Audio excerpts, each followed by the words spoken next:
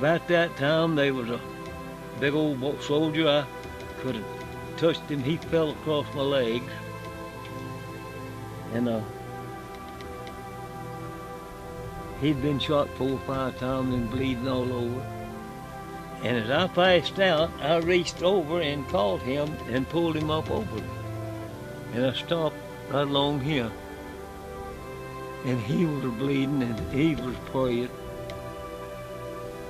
And the last thing I remember him saying was, "Lord, I won't have to die alone."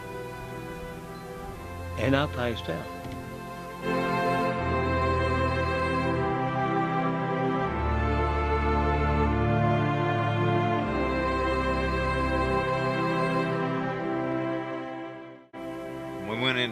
As soon as we went into Kuwait, I was in the second.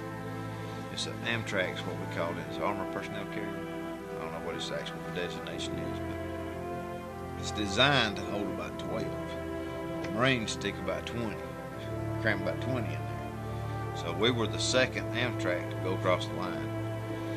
And as soon as we go across the line, we started taking fire, small arms fire, like AK-47s, that kind of stuff. And then your immediate action drills for that is they stop, because that's a thin-skinned vehicle. The gas tank's on the sides. So our pack's on the outside, but they ain't gonna stop a bullet. If they hit it enough, then that bullet's gonna hit the gas tank, blow the whole thing up. So your immediate action is they stop and they lower the ramp, and you set up in a semicircle around it. So we start taking small arms fire. We stop, get out. When we get out, then they start hitting us with mortars. So, there's mortars going off 10, 20 feet away. Had a few casualties during that. Nobody in my unit was killed the entire time. Had several pretty bad casualties.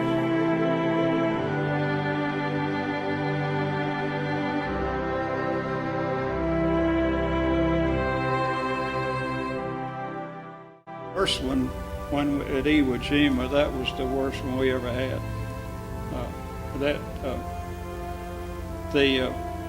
Now I went in the second day on Iwo Jima, and we were getting ready to get down the rope ladder into these boats, and we had one boy, was Corporal Petticord from Maryland. He was our barber, and he's also a gun crewman. And we were all on deck, not any further than you two men. And 3 of them men got their guts just blowed out right there in front of us on that ship. Japanese hit it with when they was firing at us. And we were off the coast pretty much. And they took them 3 bodies, wrapped them in shelter halves and the baskets that they bury them at sea, and had a little memorial service and buried them 3 men right there at sea. And that's when, 19 years old, and that's when it breaks your heart. Then you had to just pick up the pieces and forget about them and go on. So then we got aboard a boat eventually and started into Iwo Jima, and the Japanese firing at you with mortars and machine guns, just continuously till you got into the beach. And then you seen that one picture where we were all in there trying to move up on the beach together. And our vehicles were all getting stalled because it was a volcano ash. No, they couldn't move. By the way, I got some of that at home in a little jar. I told my family, when I die, before they close the vault, I want them to sprinkle that over me. I want to be buried like my comrades did, in that ash.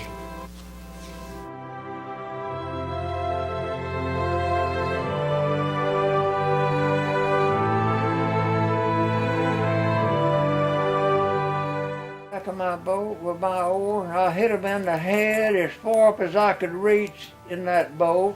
They stopped crying and started paddling.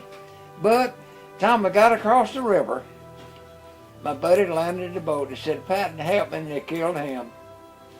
I found myself in the Rhine River, over my head in the water, all my equipment gone. Finally crawled out to a little sandy beachhead. By then, everybody of the 18, all of them were killed but 3 of us. Soon as I got in a little sandy beachhead, a hand grenade came down. The German hand grenades had a long wooden handle. It looked like a can of soup. It went off. I had time to pull my helmet over my left ear. It went off about a foot from my left shoulder. I was laying there with 52 pieces of German shrapnel in me, trying to stay alive. My helmet liner always cracks. The helmet liner went through my skull. I was covered in blood. Next thing I knew, it was the next morning. 4 Germans with their guns pointed at me. Kicked, they thought I was dead. Kicked me in the road mill and I came to. And got captured. My buddy got across. 8 of his were captured. We had to march 20 kilometers through German towns. Nothing but old men and women and little kids. They'd hit you with sticks and spit on you. How long has it been since you've been spit on? Long time. Took me 40-something years to get over that. At the VA hospital in Birmingham, somebody finally said, hey, they're all dead and you're still living. But that night, a big German officer interrogated everybody but me. I asked him, I said, what are you doing with my buddies? He said, you just listen. He put 9 in the pig pen and shot them.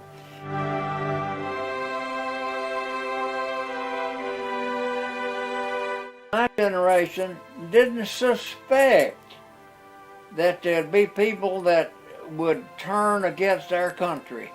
Some didn't want to go to war. I guess we all didn't really want to go to war, but you either volunteered or you got drafted and you became a unit. You became a band of brothers. You became what it took to whip an enemy. It took us 4 years to whip the enemy, but we kept after it, and everybody had their part. The women back then and girls made bandages. The men and boys got out and got scrap metal for bullets. Everybody participated. I'm not sure nowadays that we have the heart to stick with it until the enemy is defeated. It bothers me.